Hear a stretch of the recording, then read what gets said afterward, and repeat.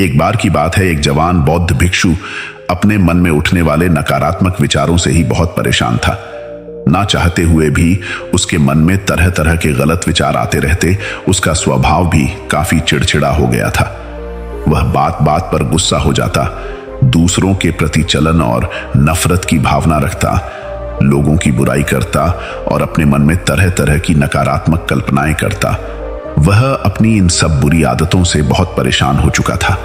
उसने बहुत से तरीके आजमाए, बहुत प्रयास किया अपने अंदर के इन बुरे विचारों को खत्म करने का, लेकिन कोई भी तरीका काम नहीं कर रहा था। अंततः एक दिन परेशान होकर उसने अपने गुरु के पास जाने का निर्णय किया। गुरु एक बहुत ही बुद्धिमान और आत्मज्ञानी व्यक्ति थे। जवान भिक्षु ने गुरु से पूछा, गुरुदेव, मैं अपने मन से इन नकारात्मक विचारों को कैसे खत्म कर सकता हूं? गुरु ने उत्तर देते हुए कहा, नकारात्मक विचार बादलों की तरह होते हैं जो कि साफ आसमान को धुंधला बना देते हैं। अगर तुम्हें साफ आसमान देखना है तो पहले इन बादलों को हटाना पड़ेगा। ठीक इसी प्रकार अगर तुम अपने दिमाग से नकारात्मक विचारों को खत्म करना चाहते हो तो सबसे पहले तुम्हें इन नकारात्मक विचारों के मूल कारणों को पहचान बनाओ और उन्हें नष्ट करना पड़ेगा। जवान भिक्षु को गुरु की यह बात ठीक से समझ नहीं आई तो उसने गुरु से इसे थोड़ा विस्तार से समझाने का आग्रह किया।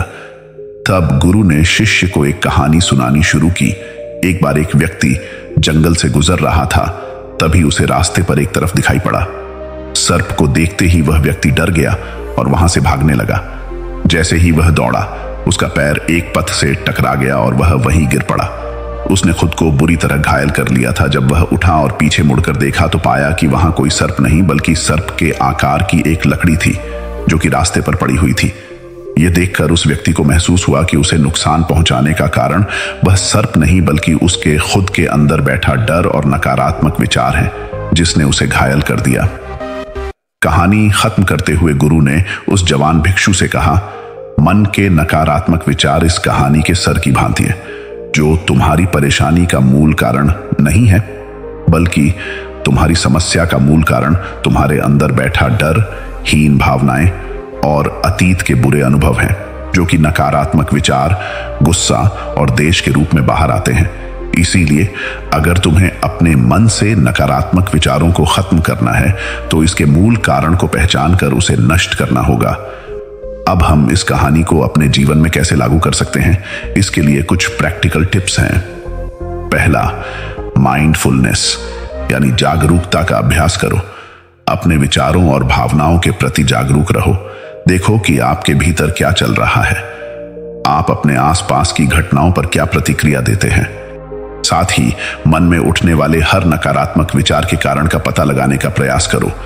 दूसरा, अपने अतीत की बुरी आदतों, बुरी घटनाओं और बुरे अनुभवों को स्वीकार करो और खुद को वह दूसरों को माफ कर दो। तीसरा, आभारी रहो। अपने जीवन के सकारात्मक पक्ष पर अपना ध्यान केंद्रित करो और आपके पास जो कुछ भी है उसके लिए इस ब्रह्मांड का आभार व्यक्त करो।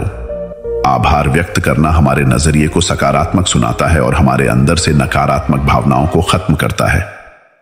चौथा, दयालु बनो, खुद के प्रति भी और दूसरों के प्रति भी, क्योंकि नकारात्मक विचार अक्सर अंदर ही अंदर खुद की बुराई और तुलना करने से पैदा होते हैं।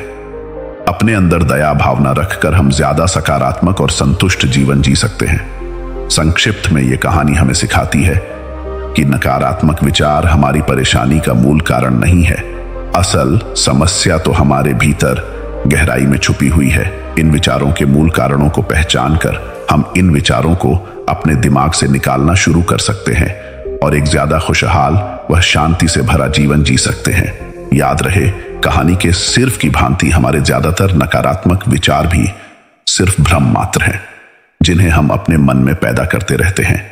मिलते हैं नेक्स्ट स्टोरी में, तब तक के लिए राम राम।